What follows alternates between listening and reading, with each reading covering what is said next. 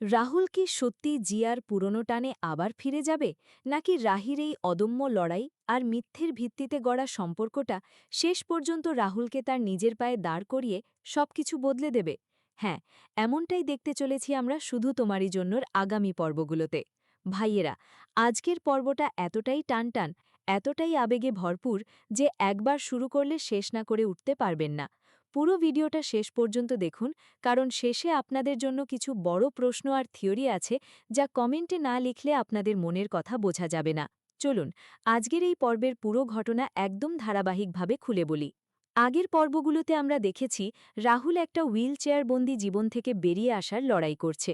তার tennis career শেষ হয়ে যাওয়ার মুখে, পরিবারের অশান্তি আর সবার মাঝে রাহির এই গোপন পরিকল্পনা, যেটা আসলে রাহুলকে আবার নতুন করে বাঁচার সুযোগ দিয়েছে। আজকের পর্ব শুরু হয় সেই রাস্তার দৃশ্য দিয়ে। রাহুল রাহিকে বলছে, রাহুল, প্লিজ বাড়ি চলো। কিন্তু রাহুলের মনে এখনও সেই বিশ্বাসের অভাব। সে বলে, বাড়িতে গিয়ে বাকি কথা হবে। যাব না আমি বাড়ি। কিসের বাড়ি যাব? রাহি তখন তাকে বোঝায় যে টুর্নামেন্টে খেলতে হলে রেস্ট দরকার, আর জিতলেই তার মুক্তি। কিন্তু রাহুলের মাথায় এখনও সেই প্ল্যানের কথা ঘুরছে। সে রাগে বলে, এই আকার মিমোর সঙ্গে প্ল্যান করাই উচিত হয়নি। কোনো বুদ্ধি নেই মাথায়। ইডিয়েট কোথাকার। এর মধ্যে জিয়াটা কোথেকে উড়ে এসে জুড়ে বসল। সব গণ্ডগোল হয়ে গেল। রাহি নিজের মনে ভাবছে, উফ, বড় পিসিমা যদি জানতে পারে এই প্ল্যানিংটা আমাকেই না হাসপাতালে ভর্তি করে দেয়। কিন্তু সে সাহস সঞ্চয় করে, বলে, না না, ভয় পেলে চলবে না। আমার রাহিমা পেলেছে, ওর কথা রেখেছে। এবার ওর পাশে গিয়ে দাঁড়াতে হবে। এখানে রাহির চরিত্রটা একদম স্পষ্ট হয়ে ওঠে। সে শুধু একটা মেয়ে নয়, সে একটা লড়াকু যোদ্ধা। রাহুলের জন্য সে যা করছে তা শুধু ভালোবাসা নয়, দায়িত্বও। কিন্তু পরিবারের চাপ আর জিয়ার আগমন সবকিছু জটিল করে দিচ্ছে। রাহুলকে নিয়ে বাড়ি ফেরার পথে আবার অনির কাছ থেকে খবর পেয়ে রাহুলের বাবা আসেন। তিনি বলেন, হ্যালো আঙ্কেল। হ্যালো রাহুল। রাইমার আর কিচ্ছু করার ছিল না। ও নিজের কথা রেখেছে। কিন্তু বাবা, এভাবে মিথ্যে বলে নাটক করে এটা কি করে জাস্টিফাইড? বাবা তখন গভীর কথা বলেন, যে মিথ্যে একজন আরোগ্য লাভ করে, একজন নতুন করে বাঁচার সুযোগ পায়, সেই মিথ্যে হাজার সত্যির থেকেও অনেক বেশি দামি রাহুল। আর দোষ যদি কাউকে দিতেই হয়, তাহলে আমাকে দাও, কারণ এই প্ল্যানটা আমারও ছিল। এই দৃশ্যটা দেখে মনে হয় রাহুলের বাবা সত্যিই ছেলের ভালো চান। তিনি মানসিকভাবে ভেঙে পড়া রাহুলকে আবার উঠে দাঁড়াতে দেখে খুশি। রাহুল এখন হুইলচেয়ার থেকে সোজা হয়ে দাঁড়িয়েছে, এটা তো অলৌকিকের মতো। বাড়ির সামনে পৌঁছে আবার ঝামেলা। লাক্স আর মিমো আর অন্যরা গাড়ি থেকে নামছে। জিয়া তখন রাহুলের সঙ্গে কথা বলতে চায়, কিন্তু রাহুলের বাবা পাকে বলেন, তোমার সঙ্গে কথাই বলা হলো না। বন্ধুর বিপদে এভাবে ঝাঁপিয়ে পড়ার জন্য তোমাকে অসংখ্য ধন্যবাদ। তবে রাহুলকে নিয়ে বেশি চিন্তা করো না, আমরা আছি তো, সামলে নেব। জিয়া কিন্তু ভিতরে ভিতরে অন্য কিছু ভাবছে। সে রাহুলকে বলে, রাহুল শুধু আমার বন্ধু নয়, ও যে আমার কাছে কি, সেটা আমি কোনোদিনও বোঝাতে পারবো না।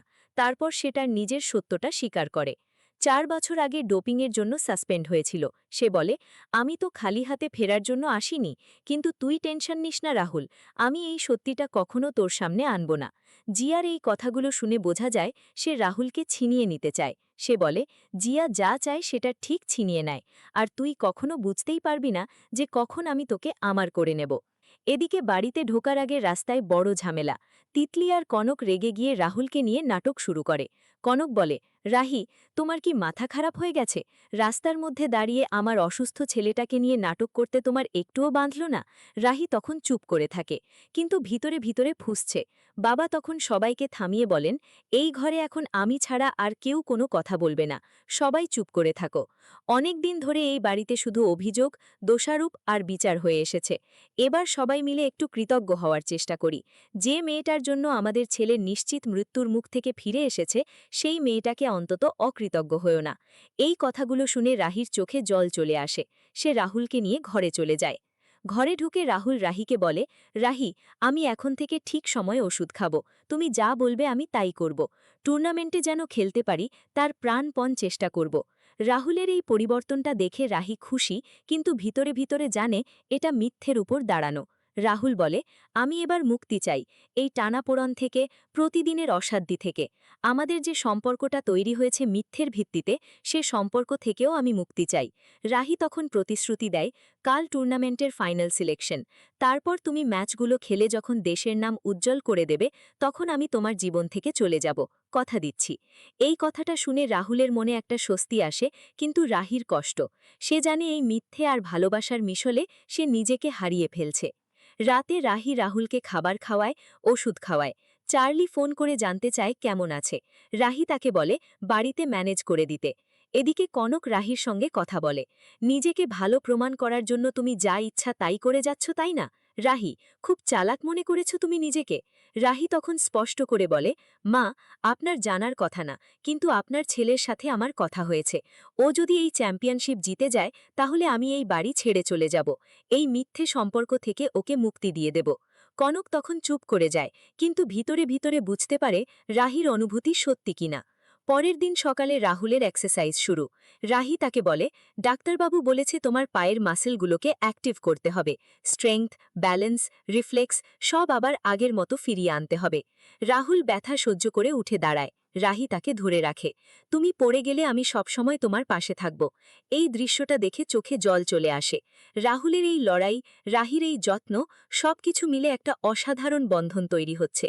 কিন্তু জিয়া তখন বাড়িতে এসে পড়ে। জিয়া রাহুলকে বলে, দেখো, তোমার যতটা করার তুমি করেছ, এরপর বাকিটা আমার হাতে ছেড়ে দাও।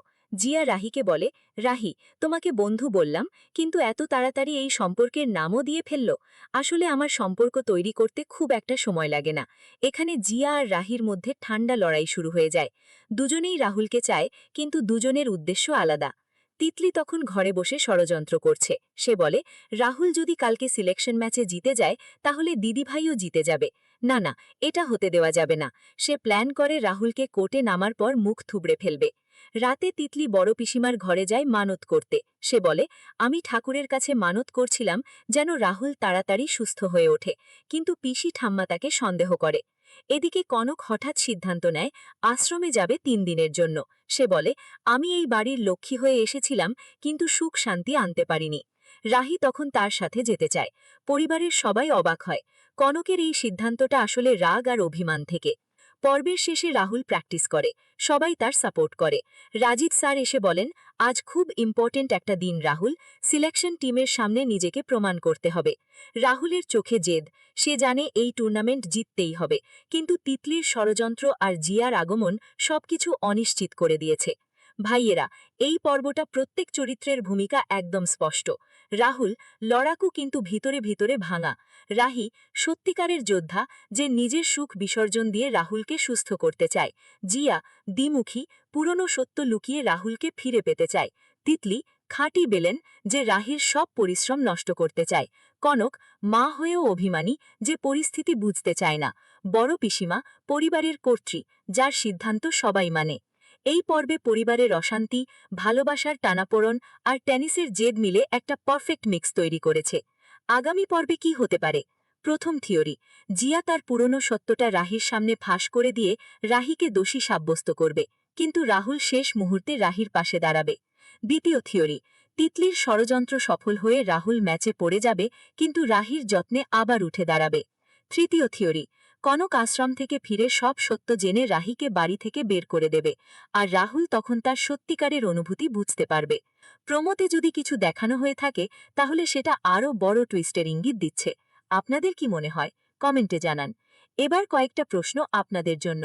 রাহুল কি সত্যিই রাহিকে ভালোবেসে ফেলেছে, নাকি এখনও শুধু মুক্তির জন্য খেলছে? জিয়া ফিরে আসায় রাহির লড়াই কতটা কঠিন হবে? তিতলির এই ষড়যন্ত্র কি সফল হবে, নাকি ধরা পড়ে যাবে? কনক আশ্রম থেকে ফিরে কি করবে? আর রাহুলের সিলেকশন ম্যাচে কে জিতবে, রাহুল নাকি তার প্রতিদ্বন্দ্বীরা? কমেন্টে আপনাদের মতামত জানাতে ভুলবেন না। ভাইয়েরা, এই পর্বটা দেখে সত্যি মন ভরে গেছে। রাহুল আর রাহির এই লড়াই আমাদের সবার জীবনের সাথে মিলে যায়। যারা এত কষ্ট করে কাউকে সুস্থ করতে চায়, তাদের প্রতি শ্রদ্ধা। ভিডিওটা লাইক করুন, চ্যানেলটা সাবস্ক্রাইব করুন, আর বেল আইকন প্রেস করে রাখুন, যাতে আগামী পর্বের রিভিউ সবার আগে পান। ভিডিওটা বন্ধু আর পরিবারের সাথে শেয়ার করুন। আগামী পর্বের রিভিউ নিয়ে আবার হাজির হব। ততক্ষণ ভালো থাকুন, সুস্থ থাকুন। ধন্যবাদ।